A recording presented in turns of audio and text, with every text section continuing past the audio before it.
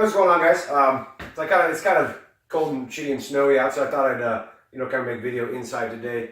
So the other thing I really wanted to address today was talk a little bit about stances and grips, and why thinking too much about that stuff is pretty stupid.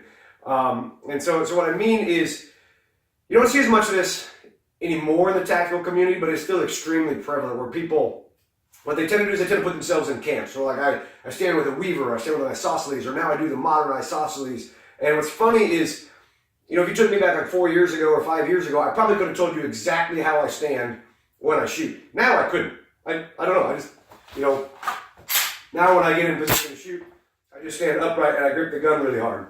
All right? I mean, my feet, they're slightly wider than shoulder width. My right foot tends to be back just a smidge. And my chest and spine are really upright. But I don't know. Like, I couldn't tell you exactly where to put your feet and all that sort of stuff.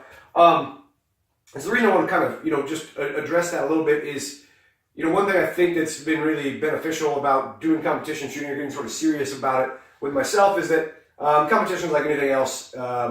It's strictly performance-based. So if it doesn't make you better, if it doesn't have a positive effect on your performance in some way, then people don't do it.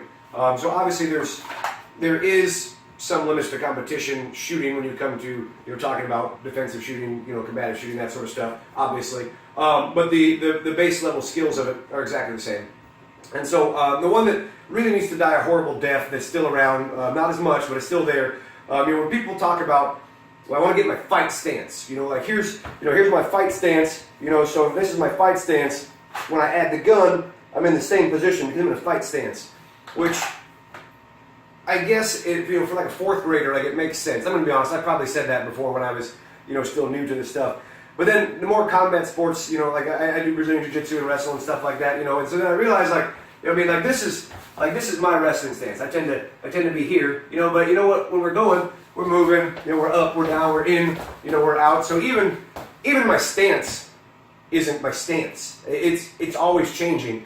So the idea that this is my fight stance, or this is my wrestling stance, so I'm going to apply a pistol to, it's stupid. And it misses a very simple truth, which is the fact that if I'm fighting, I will be fighting, and then when I go to the gun and when I go to shooting, we're going to go to shooting. Like they're two related and connected, but distinctly different things. And so there's absolutely no need to assume that you have to plug in the firearm to a particular fighting stance, because the truth of the matter is that even fighting arts don't plug in their exact stance to other fighting arts.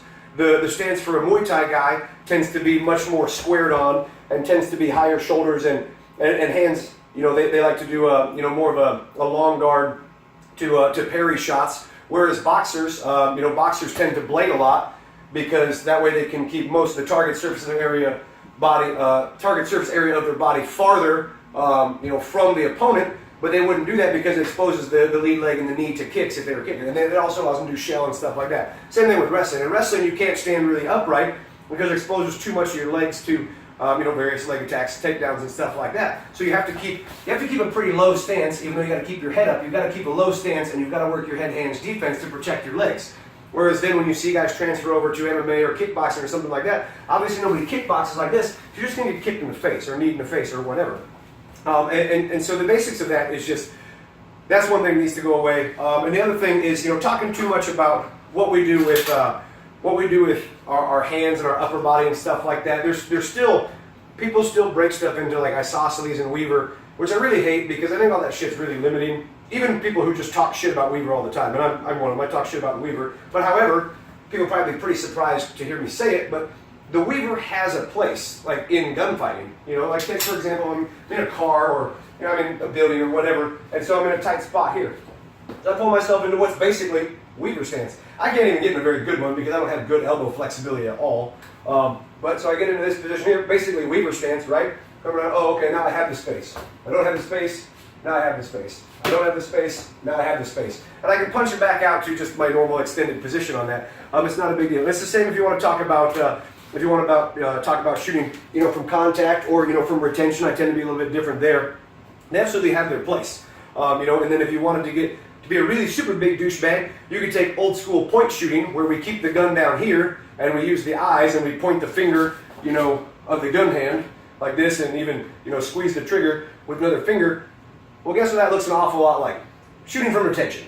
And that's not that I'm saying point shooting's great, or don't use the sights, or don't aim, or any of that fucking bullshit, but you probably find a legitimate use for all of those things at some point. But then again, most of your position is going to be here, right? Elbows more or less extended or bent, kind of depending on who you are. Body upright, grip nice and high. So kind of just basic to that. When it comes to the stance stuff and the grip stuff, I just tell people, like, if you're thinking a lot about where to put your feet, it's probably way too much thinking. Just run around and shoot at stuff, and then watch videos of yourself doing it and go, wow, run really high, and that's why I couldn't stop right there.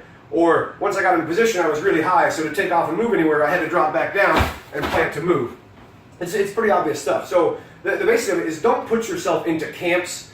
It's like fucking politics or political parties. Don't put yourself into a fucking political party about stance and about grip and about what to do with the gun.